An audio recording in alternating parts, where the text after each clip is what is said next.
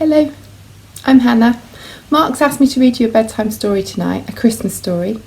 And I've got a huge box of Christmas stories and it's taken me ages to choose. But the one I've picked for you is called Alfie's Christmas. And it's about a little boy called Alfie and his little sister called Annie Rose. And it's by a lady called Shirley Hughes and she's one of my favourite authors. Soon it would be Christmas time. Alfie's little sister Annie Rose was too little to understand about Christmas, but Alfie was thinking about it a lot. He was making decorations and cards to send to his friends. He had a calendar to help him count off the days. It had a picture of baby Jesus and Mary and Joseph and the shepherds and the angel and the animals and the three kings bringing presents and the star shining above. They sang songs about it at nursery school.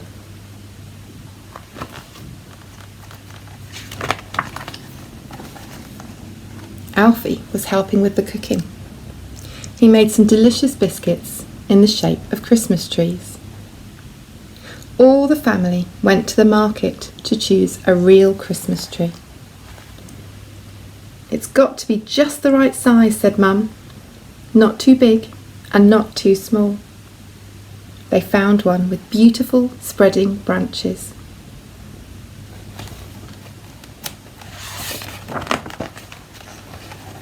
Alfie helped Dad carry it into the living room.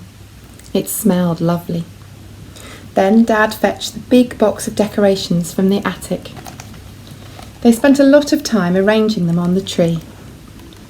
When they had finished, they switched on the fairy lights and left the curtains open so that all the people passing by could see it. I do that with my tree too. "To wish everyone a happy Christmas," said Mum. And there's their tree, shining in the window.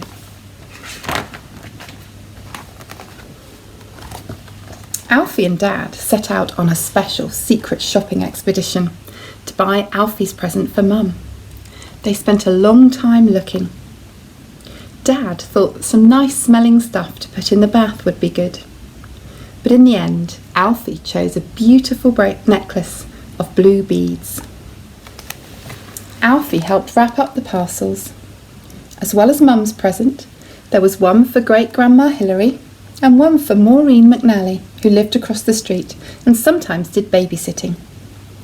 And Grandma, and quite a lot of other people too. Annie Rose liked playing with the shiny wrapping paper. And it looks like the cats like playing with the wrapping paper and the ribbons too. Now the house was full of secrets and packages that you were not allowed to look inside. I bet your house is a bit like that now too. There was one thing which was carefully hidden, and that was Alfie's present for Dad. It was a very special flower pot which Alfie had decorated at nursery school. In it was a tiny green shoot which was pushing up through the earth, and soon it would turn into a beautiful spring flower. Mum helped Alfie to make a list of all the presents he wanted. It was quite a long list. Then she helped him write a letter to Father Christmas. Alfie drew a picture of himself to go with it, and they put their address at the top. Then they put it in an envelope with "To Father Christmas" written on it, and Mum helped Alfie post it in the pillar box at the end of their street. "Will he get it all right?" Alfie wanted to know. "Sure to," said Mum. Have you posted your letter to Father Christmas? Christmas Eve came at last. As it began to get dark, some carol singers came to their street, and Mum and Alfie stepped outside to join in. Alfie put a little plate of snacks on the hearthrug for Father Christmas, in case he felt hungry. He was worried that their fireplace wasn't really big enough for Father Christmas and his sack of presents to get through, but Mum said she was sure he'd manage somehow. At bedtime, Alfie hung up his stocking at the end of his bed. Annie Rose had hers on the chair near her cot. Alfie's oldest, most favourite toy, Flumbo, has a little stocking of his own. There he is.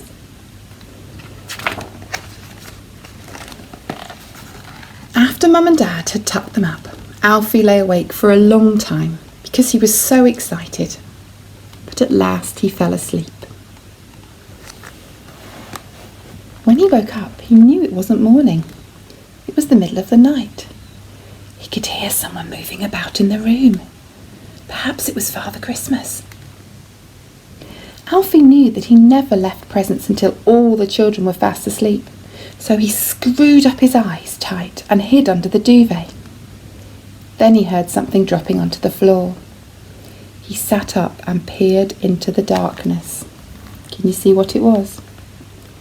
He could see that his stocking was bulging with surprises, but he knew it was not time to open them yet.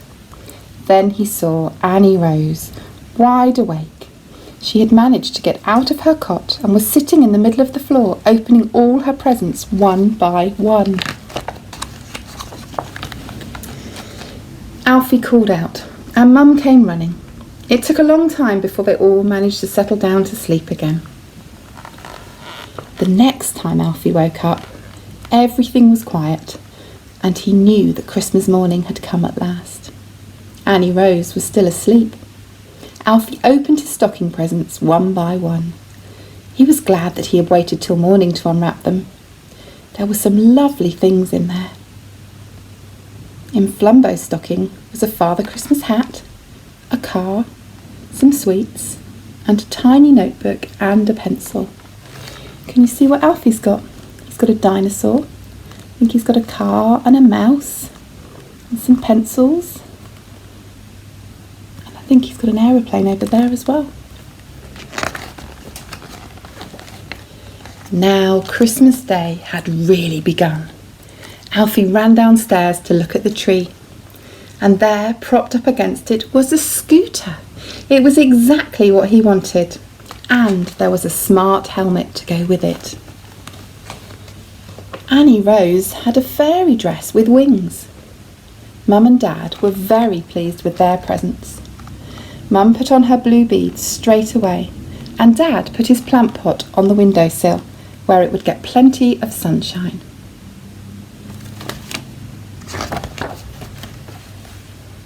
Soon after breakfast, the McNally family from across the street dropped by to wish them all a happy Christmas. Later, Grandma arrived with Great Uncle Will. He was her brother, and he had come all the way from his home in Australia. "I'm hoping for snow, and lots of it," he said. There was no snow, but the sun had come out. There they all are, greeting Grandma. Alfie's having a hug with Grandma, and there's Great Uncle Will, and Mum's about to give him a hug, I think. Mum and Grandma set out for church. They took some cakes and some sandwiches and some of Alfie's special biscuits to share with people who had no home to go to. While they were out, Alfie and Annie Rose played with their new toys, while Great Uncle Will helped Dad to get the Christmas dinner ready. Then they all sat down to eat together. There they are having their special Christmas dinner. Alfie looks really pleased, doesn't he? And it looks like the cat's got her own special Christmas dinner on the floor as well. Afterwards, Annie Rose was tired and cross, and she needed a nap. There was another small problem when Alfie and Dad discovered that the remote control of Alfie's new space buggy had no battery. "I'll have to see if I can find one," said Dad. Then Great Uncle Will suggested that perhaps meanwhile he and Alfie might go out and test Alfie's new scooter. That was a good idea. Whoa, look at them go. When Alfie sped off along the pavement, Great Uncle Will had to run very fast to keep up.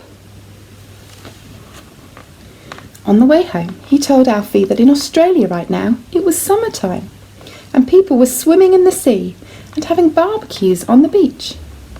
He said that there were parrots flying about, and how once he had seen a koala bear sitting at the top of a gum tree near his backyard. There's the koala.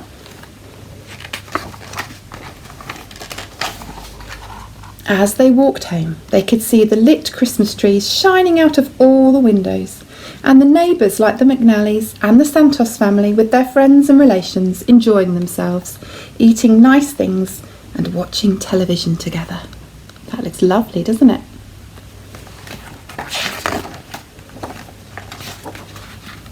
And when they got home, they found Dad and Grandma on the front doorstep with Annie Rose.